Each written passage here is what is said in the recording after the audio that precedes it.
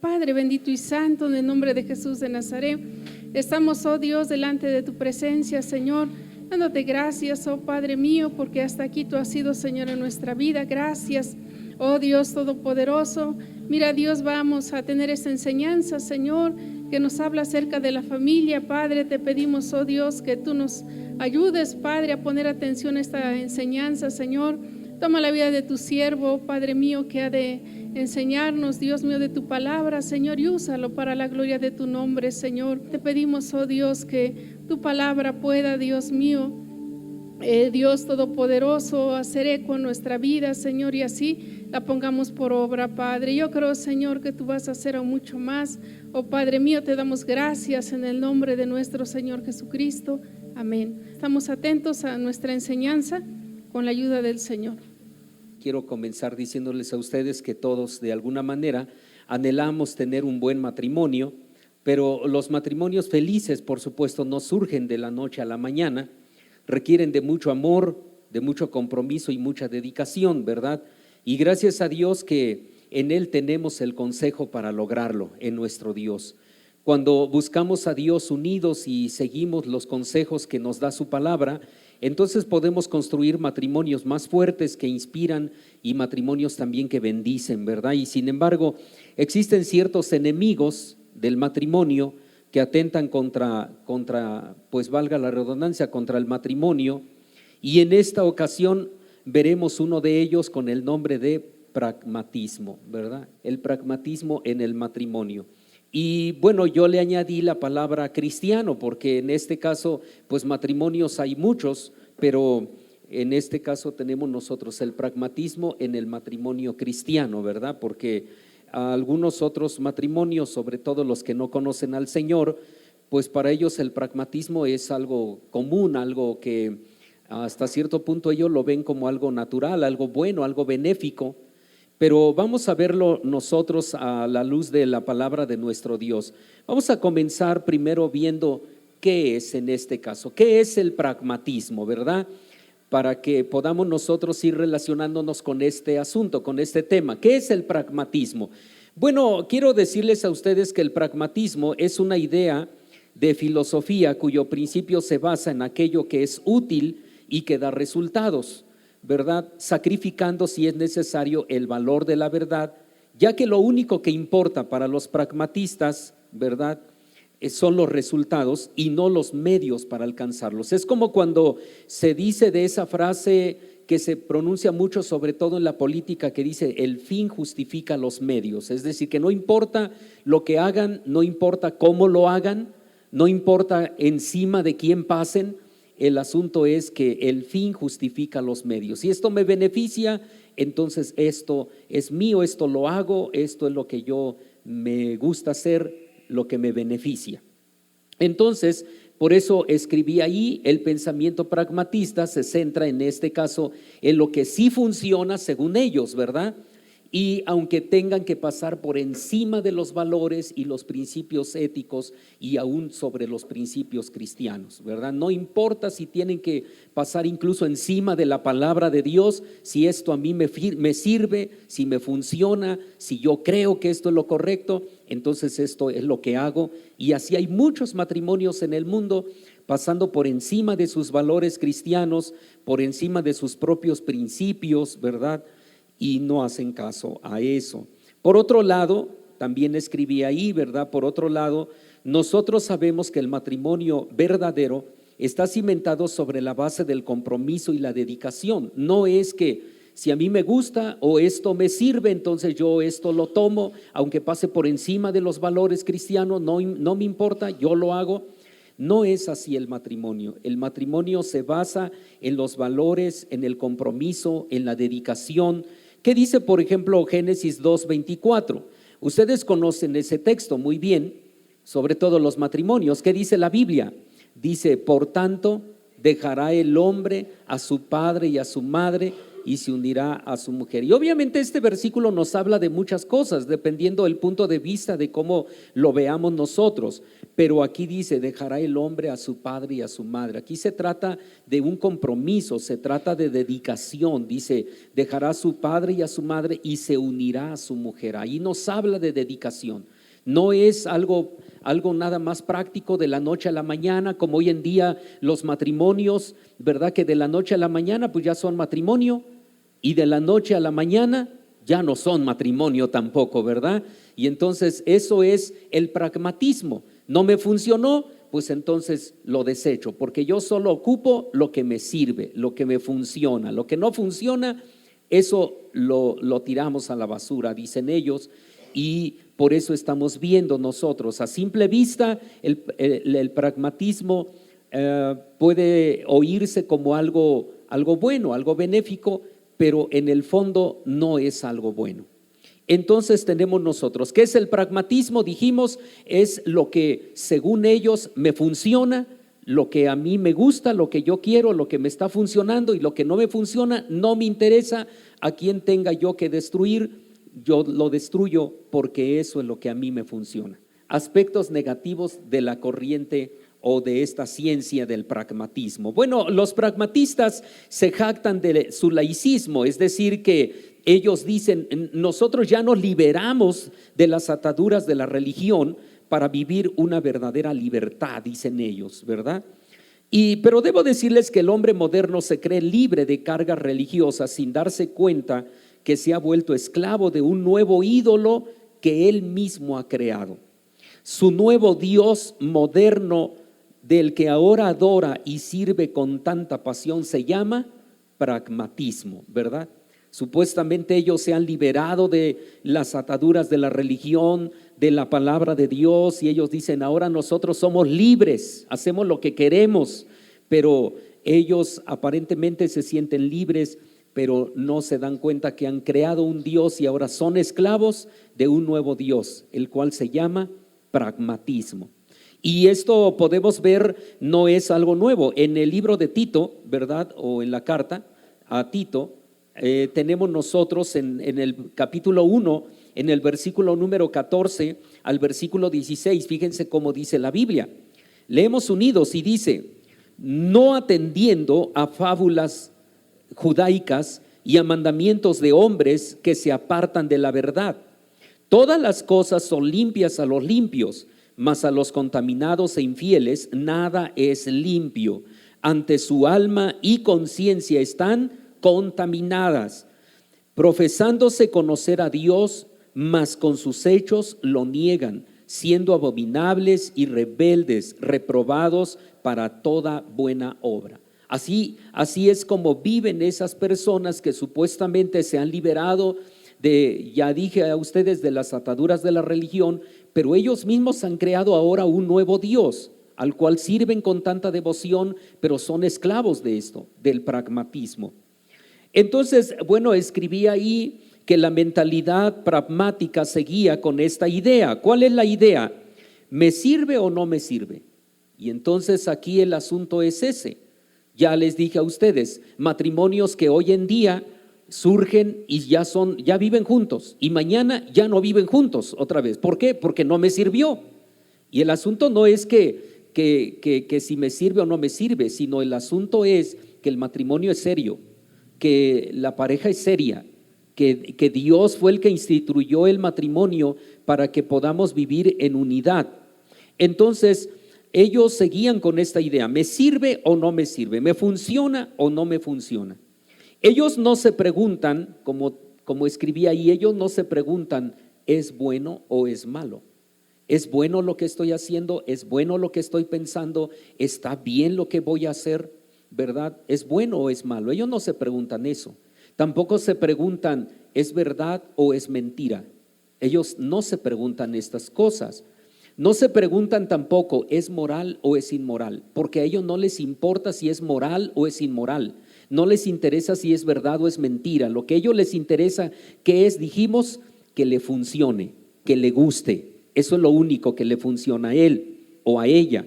Pero el problema entonces, debo decirles, no solo es el pensamiento, sino que además es una filosofía profundamente egoísta. ¿Por qué egoísta decimos? Porque la persona piensa piensa solamente en lo que necesita. A primera vista, entonces, esta actitud puede parecer inofensiva, pero sus efectos son muy negativos cuando se aplica a la vida cristiana de la familia. Porque el asunto es que para muchos la palabra de Dios no les funciona. Para muchos, por ejemplo, la doctrina de Cristo, dicen, ¿qué es eso? La oración, por ejemplo, a muchos no les gusta la oración. Entonces dice, la oración no, ¿por qué? Porque a mí no me funciona. No es que no funcione, es que no te gusta. ¿Se dan cuenta? No es que no esté funcionando, es que no te gusta. En este caso tenemos nosotros, ya que si les gusta cómo se desarrolla el culto, por ejemplo, si prosperan, por ejemplo, si tienen muchas diversiones en la iglesia, si las actividades son a su gusto, entonces piensan que el Señor está ahí, pero eso puede estar lejos de ser así. Dios está no donde hay muchos juegos, Dios está no donde hay mucha diversión. Dios está, hermanos, no donde nos gusta a nosotros porque es lo que nos agrada. Dios está donde le adoran en espíritu y en verdad. Dios está en su santo templo, dice la palabra del Señor, calle delante de Él toda la tierra. Entonces Él está ahí no porque nosotros nos guste, Él está ahí porque Él está ahí, gloria a Dios. Él dice, yo estaré donde están 2 o 3 congregados en mi nombre, yo estoy ahí en medio de ellos, no donde haya muchos juegos. Ahora, yo no estoy diciendo que los juegos sean malos, no estoy diciendo eso. Podemos hacer actividades y podemos tener un momento de juegos y podemos hacer muchas cosas, pero nuestra mirada, nuestra fe, nuestra esperanza no está en los juegos, sino nuestra esperanza, nuestra fe, nuestra mirada, nuestra devoción está en Cristo, gloria al Señor. Entonces, bueno, veamos por ejemplo un ejemplo en Jeremías y les pido que busquemos ahí en el libro de Jeremías. Por ejemplo, dijimos, a veces la gente llega a hacer cosas o los matrimonios llegan a hacer cosas aunque no estén bien, pero como les está funcionando, dijimos, pues ellos lo siguen haciendo, aunque no esté bien. Y un ejemplo lo tenemos en Jeremías, en el capítulo número 44, en el versículo 17 y 18. Fíjense ustedes hasta dónde puede llegar una mente pragmática. Aquí se trata precisamente de todo el pueblo, una mentalidad pragmática. En Jeremías 44, 17 y 18, dice la palabra de Dios de la siguiente manera. Dice así: antes pondremos ciertamente por obra toda la palabra que ha salido de nuestra boca, para ofrecer sahumerios ¿a quién? A la reina del cielo. ¿Quién es la reina del cielo, hermanos? Hoy en día, actualmente, porque en ese entonces quizá era otra, pero hoy en día hay una reina del cielo que se le conoce como la reina del cielo. ¿Quién es la reina del cielo? Exactamente. Entonces, la Virgen de Guadalupe se dice, esta es la reina del cielo. Y aquí dice de manera clara, dice, antes pondremos ciertamente por obra toda palabra que ha salido de nuestra boca. No salió de la boca de Dios, ¿de la boca de quién salió? De ellos. Y entonces dice, para ofrecer sahumerios, que eran ofrendas, para ofrecer sahumerios a la reina del cielo. ¿Y qué más dice? Y derramándole libaciones, como hemos hecho nosotros y nuestros padres, nuestros reyes y nuestros príncipes en las ciudades de Judá y en las plazas de Jerusalén, y fuimos hartos de pan y estuvimos alegres y no vimos mal alguno. Fíjense ustedes. O sea, ellos empezaron a ofrecer ofrendas a la reina del cielo y a hacer cosas que no se les había mandado hacer, que no tenían que hacer. ¿Y cómo les fue? Dice, ¿les fue mal o les fue bien? Porque dicen que les fue mal, pero a ver, leamos bien lo que está diciendo aquí la Biblia. Termina diciendo, así lo hicieron nuestros padres, nuestros reyes y nuestros príncipes en las ciudades de Judá y en las plazas de Jerusalén, es decir, en la ciudad de Dios. Y dice, y fuimos hartos de pan, es decir, ¿cuánto pan hubo? Mucho, hubo harto pan. Y luego dice, y estuvimos alegres y no vimos mal alguno. ¿Cómo les fue? Les fue bien. Oiga, si están haciendo mal, pero les está yendo bien. Wow, uno de pronto dice, oye, es como aquel que de pronto se dedica a vender, por ejemplo, marihuana, por ejemplo, se dedica a vender marihuana. ¿Y cómo le va? Oye, pues le va bien, ya hasta trae un carro nuevo, ya su casa, no hombre, pero qué casa tiene, ¿verdad?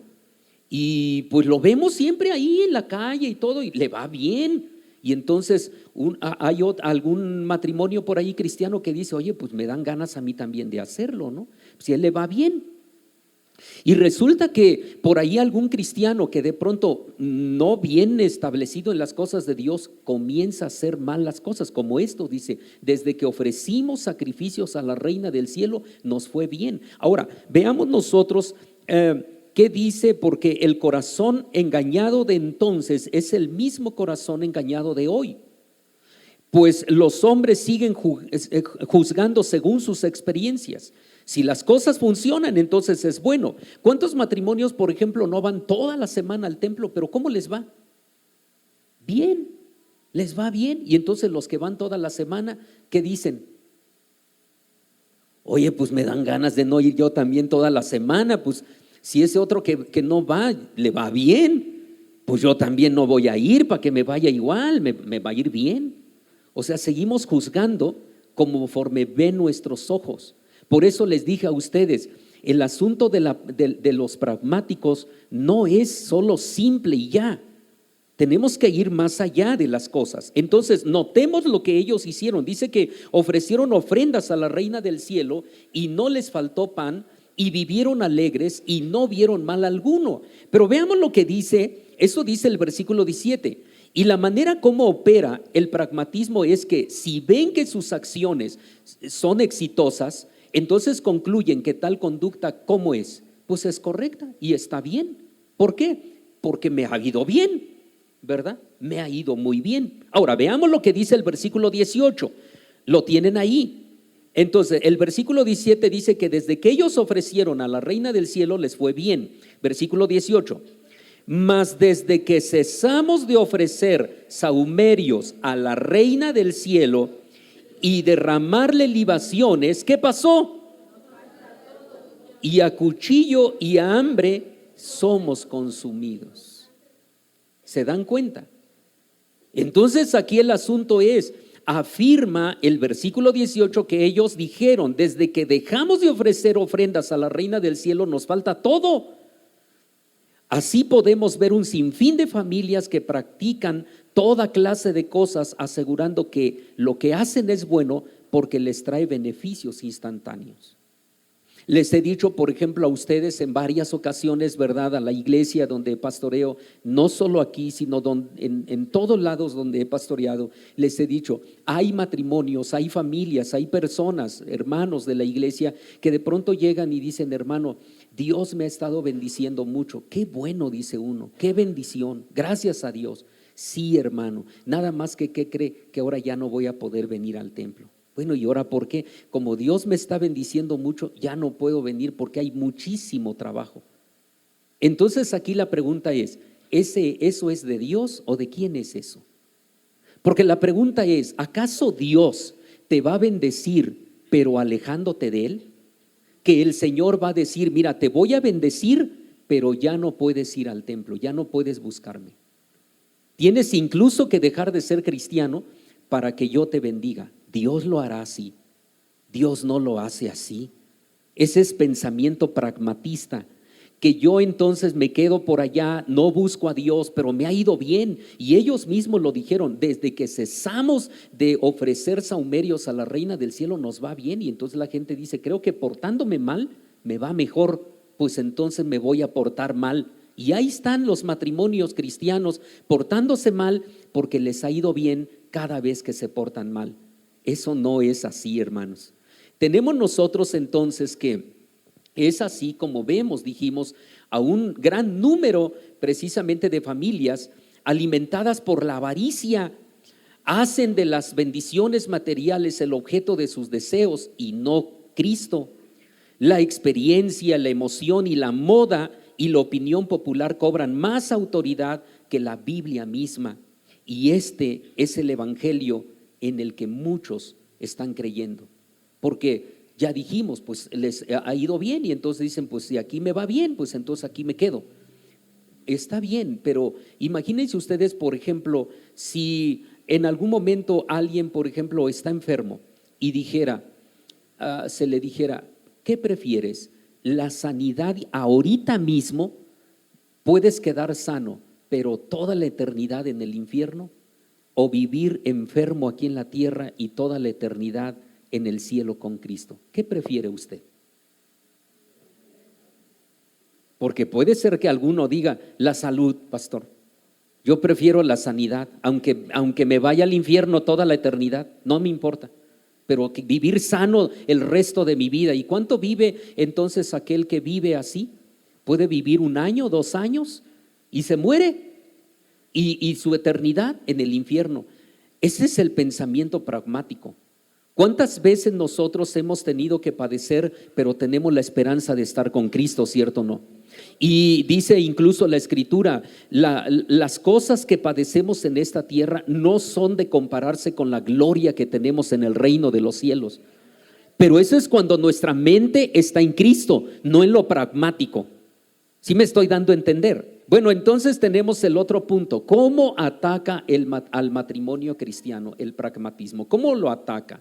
Bueno, hermanos, debo decirles que incluso pastores pragmáticos han abandonado ya en la iglesia, hermanos, los himnos tradicionales. Ya no cantan los himnos de nuestro himnario. Ya ahora, por ejemplo, puro coro. Coros que muchas veces ni siquiera hablan de Dios. Entonces, hermanos, pastores pragmáticos que han abandonado los himnos tradicionales, han abandonado la predicación también, ya no se predica, ya se canta mucho, por ejemplo, y se predica poco. El lenguaje bíblico también lo han cambiado.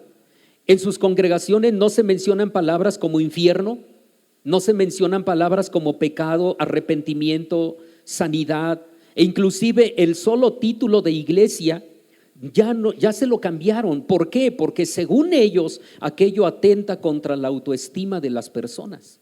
Y entonces dicen, es que herimos la autoestima de los matrimonios, por eso cambiemos todo. De ahí que cada vez entonces y con más frecuencia vemos lugares pseudocristianos con el nombre, por ejemplo, de Centro Familiar Cristiano. ¿Sí han visto eso? Centro Familiar Cristiano, Encuentro Familiar, por ejemplo. Grupo de Asociación Cristiana, y así podemos mencionar muchos nombres. No tienen iglesia, no tienen templo, Templo Emanuel, Templo Filadelfia, ya no tienen así. Incluso al pastor ya no se le llama pastor. Fíjense que antes era siervo de Dios. Y después ya ahora, después de siervo ya era líder, y entonces ya todo el mundo era líder. Todo el mundo entonces quiere mandar, ya nadie no obedece porque todo el mundo es líder, ¿verdad? Y luego después del líder, ahora ya ni siquiera es líder, ahora ya se le llama coach motivacional, ¿verdad? Entonces voy a ir a hablar con mi coach motivacional. ¿Quién es ese? Es mi pastor. Pero es que ahora el pastor ya no es pastor, ahora ya cambió de nombre, hermano. Y en este caso, hermanos, bueno, así está afectando a los matrimonios cristianos. Nosotros sabemos, hermanos, que la doctrina pura y verdadera sí importa, o no importa, hermanos.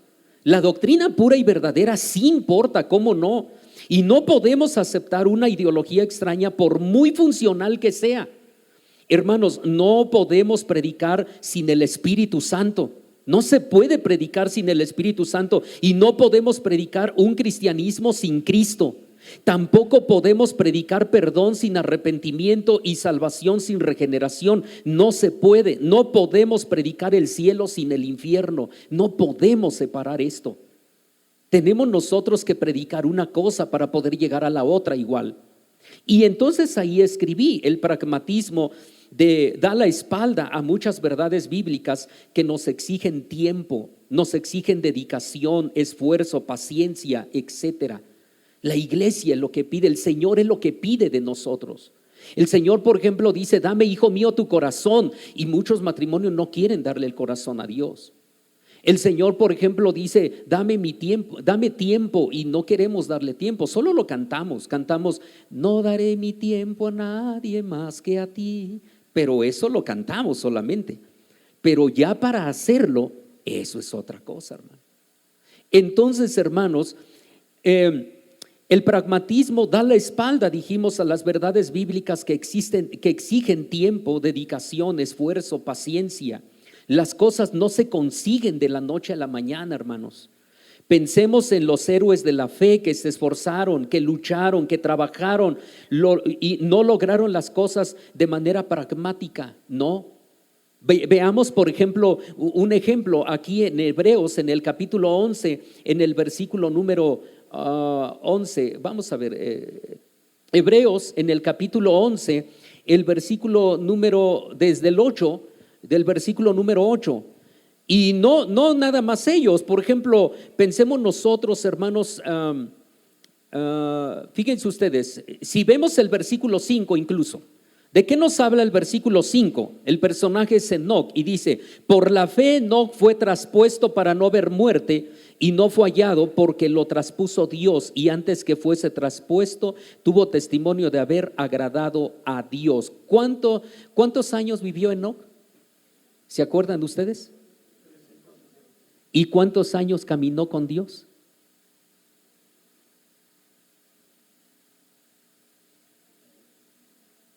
Los mismos. Y bueno, entonces caminó con Dios. ¿Cuántos años, hermanos? Más de 300 años caminó. O sea, ¿eso fue pragmático? ¿Eso fue de la noche a la mañana, como que hizo el trato con el Señor? Me voy contigo al cielo, Enoc, alístate porque mañana yo vengo por ti, te llevo al cielo. De la noche a la mañana, no. Fueron más de 300 años caminar día y noche con el Señor, hermanos. No se hacen las cosas de manera pragmática, no todo se hace pragmático. Ahora, veamos el personaje que continúa, Noé, versículo 7. Por la fe Noé, habiendo recibido respuesta de cosas que aún no se veían, con temor aparejó el arca en que su casa se salvase, por la cual fe condenó al mundo y fue hecho heredero de la justicia, que es por la fe. ¿Cuántos años, más o menos, cuántos años se pasó Noé construyendo el arca? ¿Se acuerdan ustedes? Más de 100 años. Algunos dicen 120, bueno, póngale usted, más de 100 pues entonces, más de 100 años construyendo el arca. ¿Noé construyó el arca de la noche a la mañana pragmáticamente? No, hermanos, más de 100 años trabajando todos los días para lograr construir lo que Dios le había mandado construir. ¿Para qué? Para que se salvase él y ¿quién más? Y toda su familia. Entonces, para salvar la familia no es pragmáticamente, hermano. No se salva pragmáticamente, hermanos. Nosotros tenemos que entender esto, hermanos. Noé se llevó más de 100 años para poder lograr ver el resultado. Ahora tenemos a Abraham, versículo 8. Por la fe Abraham, siendo llamado, obedeció para salir al lugar que había de recibir por heredad, y salió sin saber dónde iba. Por la fe habitó en la tierra prometida como en tierra ajena, morando en cabañas con Isaac y Jacob, herederos juntamente de la misma promesa, porque esperaba ciudad con fundamentos, el artífice y hacedor del cual es Dios. Versículo 11. Por la fe también la misma Sara, siendo estéril, recibió fuerza para concebir simiente y dio a luz aún fuera de tiempo de la edad, porque creyó ser fiel el que lo había prometido. Entonces, ¿cuántos años pasó, hermanos, de que Dios le da la promesa a Abraham de que le va a dar un hijo? No tenía familia, no tenía hijos, y te voy a dar un hijo. ¿Y cuántos años pasaron, hermanos? Pasaron más de 30 años, hermanos, caminando hacia la tierra prometida, y no veía hijo, y no veía hijo, y no veía hijo. Y Sara dice aquí: por la fe la misma Sara, siendo estéril, recibió fuerza para concebir simiente aún fuera de tiempo. ¿Por qué? ¿Por qué fuera de tiempo? Porque en el libro de Génesis Sara Sara declara en el libro de Génesis capítulo número 20, 21, 22, está la historia de Sara, y Sara dice de manera muy clara, Sara dice cuando el Señor le promete un hijo y ella se ríe, y entonces el Señor le reclama y le dice, te has reído, tu esposa se ha reído, le dice a Abraham, y Sara entonces escucha y dice, no me reí, y Dios se molestó, y Dios le dijo, sí te reíste, porque creíste que yo no soy capaz de hacer las cosas. Y entonces el Señor lanza una pregunta diciendo, ¿acaso hay algo que Dios no pueda hacer? Y entonces la Biblia claramente dice, mas Sara lo negó porque tenía miedo, dice, por eso lo negó, pero ella se rió. Y entonces ella en su risa ella dijo, ¿acaso yo volveré a tener deleite aún fuera de tiempo? Dice, fuera de la costumbre de las mujeres. ¿Y por qué está diciendo ella fuera de la costumbre? Porque ella, su periodo de menstruación ya había terminado. Y una mujer que ya su periodo de menstruación ya terminó, ya no puede quedar embarazada. Ya ha quedado atrás el tiempo de sus embarazos, ahora ya es una mujer que ya no va a tener hijos. Ya se acabó el tiempo, ya pasó la edad. Y entonces Sara había pasado esa edad, por eso ella se rió, porque ella dijo, ¿cómo puedo yo volver a tener deleite si yo ya pasé el periodo de menstruación? Yo ya no puedo quedar embarazada, eso es imposible. Si no pude quedar embarazada cuando podía quedar embarazada, ¿cómo voy a quedar embarazada ahora que ya hasta pasó mi tiempo de embarazo?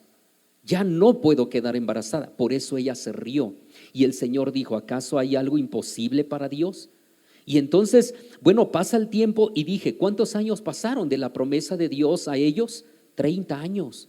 Una familia no se forma de la noche a la mañana. Un matrimonio no se forma de la noche a la mañana. Y un matrimonio cristiano, menos, hermanos. El matrimonio cristiano no es pragmático. Nos ha costado años buscar a Dios, y construir un hogar cristiano cuesta años, hermanos. Un hogar cristiano es como los arrecifes de coral. ¿Cuánto crece el arrecife de coral cada 5 años, hermanos? 1 centímetro, nada más 1 centímetro. Y tiene que pasar 5 años para que crezca otro centímetro. 5 años. Así es, pero eso sí, cuando uno baja a bucear un poco, yo no sé quién ha tenido la oportunidad de bucear, aunque sea ahí por encimita, y baja uno y ve los arrecifes de coral tan hermosos que se ven. Por eso cuando alguien destruye un arrecife de coral, lo llevan a la cárcel, porque no es fácil que crezca un arrecife de coral y que alguien vaya y lo destruya. Entonces, hermanos, imagínense ustedes, así son las familias cristianas. Cada cuánto tiempo va creciendo un poquito en la vida espiritual, y pasa otro tiempo y crece otro poquito en la vida espiritual, como para que ahora el pragmatismo nos envuelva y nos lleve por un camino que no es el correcto. Sí nos damos a entender en esto. Por eso este tema es muy importante. Pasemos entonces al último punto y yo termino. ¿Cómo se infiltra en el matrimonio? Como lluvia fina que cae sobre nuestra cabeza hasta mojarnos por completo. Así es la filosofía pragmática. ¿Cuántos de ustedes, por ejemplo, ahorita que ha empezado a llover, ya se mojaron, hermanos? Bueno, hermanos, ¿a quién le gusta mojarse bajo la lluvia? Puede ser que haya gente que le guste mojarse. Yo conozco gente que le gusta, pero a otros no. A mí no me gusta mojarme. Bajo la regadera sí, pero bajo la lluvia no me gusta. Con ropa a mí no me gusta mojarme. Entonces, hermanos, tenemos nosotros, hermanos, así. Y cuando empieza a llover y vamos en la calle, vamos en la calle caminando, empieza a llover, mucha gente, ¿qué hace, hermanos? Corre, se escapa porque no nos gusta. Pero querramos o no, de pronto ya se calmó un poquito, ya está lloviendo menos. Ya empezamos a caminar. Cuando llegamos a casa, ¿cómo llegamos? Llegamos mojados igual. Así como la lluvia fina que cae sobre nuestra cabeza hasta que nos moja por completo, así precisamente es la filosofía pragmática. Es nuestra responsabilidad descubrir sus elementos peligrosos, La Biblia, por ejemplo, dice en Proverbios 1:10, que es un texto que ustedes conocen, Proverbios 1:10, ¿cómo dice? ¿No se acuerdan? Hijo mío, si los pecadores te quisieren engañar, ¿qué dice? No consientas, piensa bien las cosas, piensa lo que te están enseñando, porque ya dijimos, el pragmatismo a simple vista parece bueno, pero no lo es. Así que entonces, si los pecadores te quisieren engañar, no consientas, piensa bien lo que estos te están diciendo. Ahora entonces tenemos, ¿por qué viene el pragmatismo? Aquí tenemos nosotros algo importante. Tengo aquí 4 puntos. ¿Por qué? ¿Cómo se infiltra? ¿Cómo se está infiltrando en los matrimonios? ¿Por qué se infiltra? Y tenemos aquí, punto número 1, ¿cómo dice esta fila? Dice, porque no sabemos decir no. Entonces, dice Proverbios 1:10, si los pecadores te quisieren engañar, no consientas. Vienen los pecadores y nos presentan algo práctico y nosotros ¿qué decimos? Sí, ¿por qué? Porque no sabemos decir no. Porque a todo le decimos que sí. Y sobre todo porque ya dijimos hace un momento, el problema es que todo lo juzgamos de acuerdo a nuestra mentalidad, de acuerdo a nuestra vista. Y entonces decimos, es que sí está funcionando. Entonces si a él le funciona, pues a mí también me va a funcionar. No, es que si a él le funciona, a mí puede ser que no me funcione. La vida de él es de él, la mía es la mía. La familia de usted es su familia, mi familia es mi familia. ¿Quién va a luchar por mi familia? Yo. ¿Y quién va a luchar por la familia de usted? Usted también. Entonces usted debe de poner atención. ¿Qué es lo que se está haciendo ahí? El punto número 2, ¿qué dice esta fila de en medio? Entonces, en este caso, como la sociedad nos demanda ciertas cosas y que hagamos cosas y que vivamos de tal manera, entonces por eso terminamos viviendo de manera pragmática también. ¿Por qué? Porque la sociedad nos exige que vivamos así. De pronto, por ejemplo, alguien, digamos, antes, ¿quién usaba celular antes? Cuando empezaron a salir los celulares, pues solamente la gente que tenía la posibilidad de comprarse un celular, ¿verdad? Un patrón, y andaba con su celular, y entonces uno decía, no, pues es una persona importante. No todo mundo. Finalmente ahora, ¿quién no usa celular? Bueno, de aquí yo conozco un hermano que no usa celular, pero de ahí en fuera, hermanos, ¿quién no usa celular? Todo el mundo lo usa.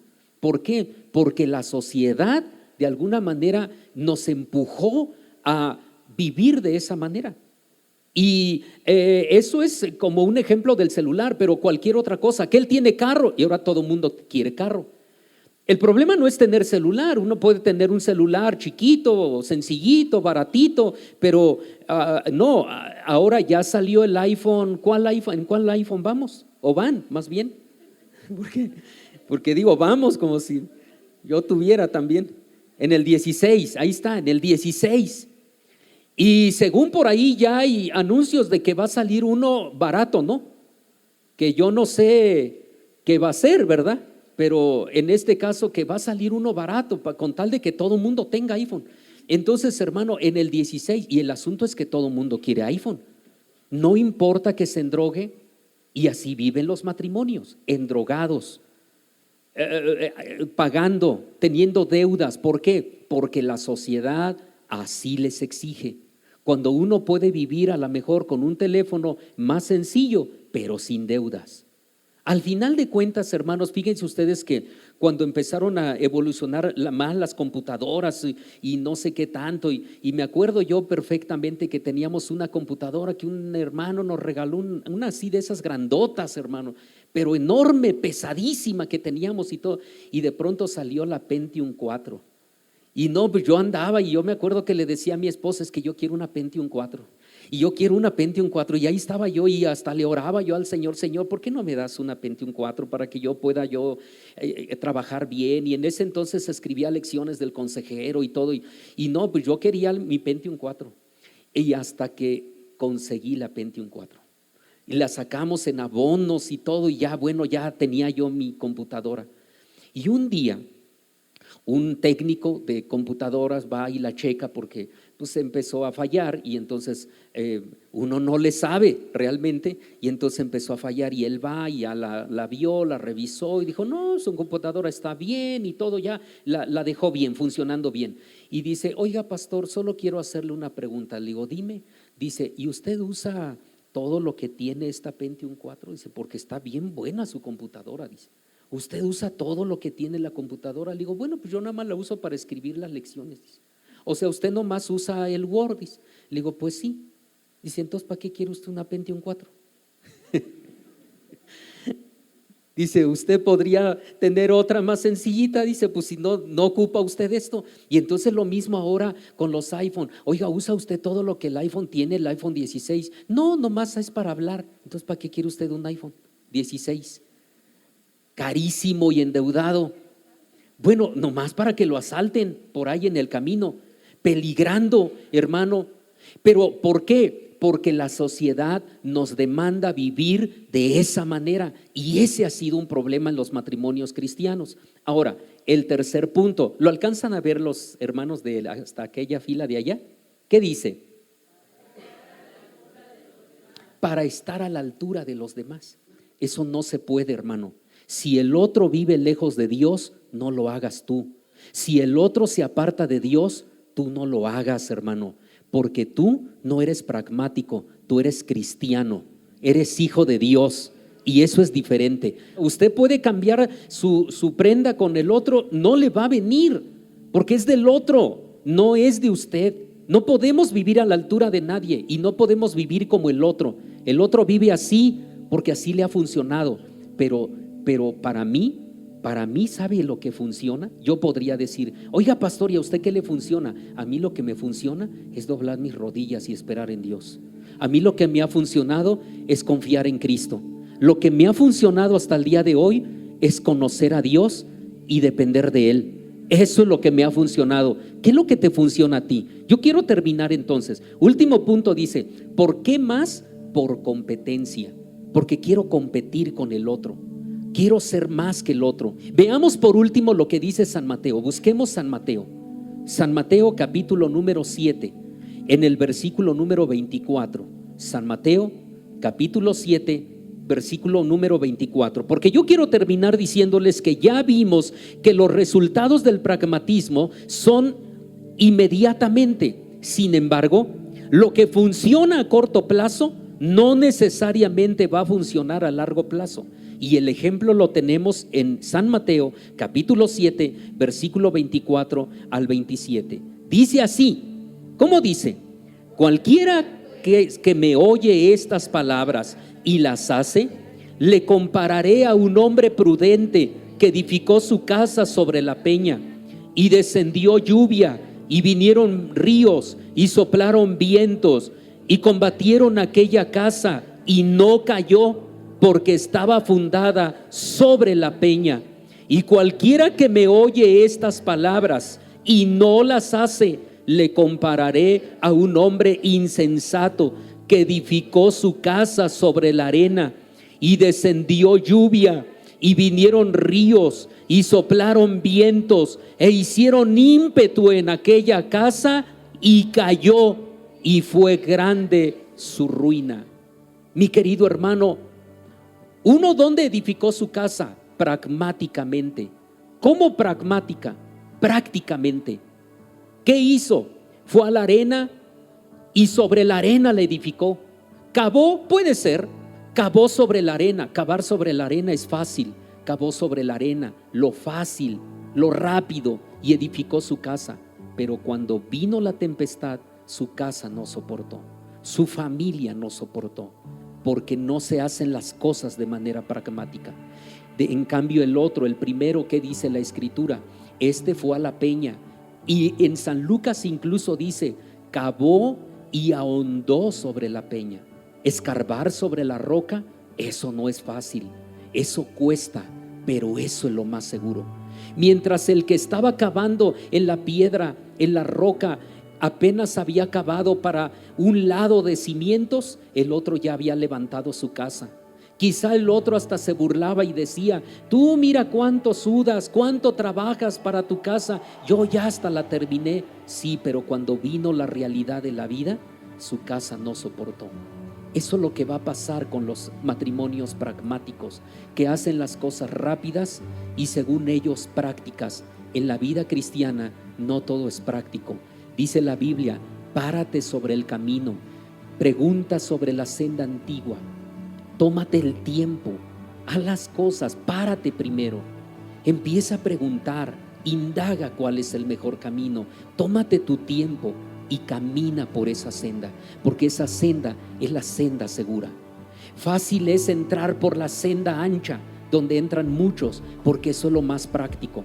Pero el Señor dice: tú tienes que entrar por la puerta angosta, porque ancho es el camino y espacioso que lleva a la perdición, y muchos son los que entran por ella. Y angosto es el camino, y pocos son los que hallan esta puerta. ¿Por dónde quiere usted caminar? ¿Por dónde quiere usted ir? ¿Por la senda del pragmatismo o por la senda de Cristo Jesús? Vamos a orar y vamos a pedirle a Dios que Dios nos ayude y nos bendiga. Vamos a orar. Padre, en el nombre de Cristo te damos gracias. Bendecimos tu nombre, Padre de los cielos, y damos gracias, Dios mío, por esta enseñanza, Padre mío, que hemos nosotros aprendido y que hemos meditado en ella, Señor. Tu palabra nos enseña, Dios mío, que las cosas no se hacen de manera pragmática, Señor, porque lo pragmático no es duradero, como aquel hombre que construyó su casa sobre la arena, rápido pero no segura. Señor, ayúdanos a nosotros. Quizá tenemos que trabajar más, hacer más, esforzarnos más, y tenemos que sudar más, y tenemos que poner más tiempo, más fuerza, más dedicación, pero sabemos que esto traerá mejores resultados. Señor, ayúdanos por favor a ser sabios y entendidos, Padre. En el nombre de Cristo te lo pedimos. Yo te ruego que bendiga los matrimonios que hoy se han congregado en este lugar. Bendice no solo al matrimonio, bendice a sus hijos, a los hijos de sus hijos, Padre eterno. Bendice a su familia, Dios, y haz de estas familias que hoy se han congregado en este lugar unas familias llenas de ti y bendecidas por ti, Señor. Te lo pedimos en el nombre de Cristo nuestro Salvador. Amén, Señor.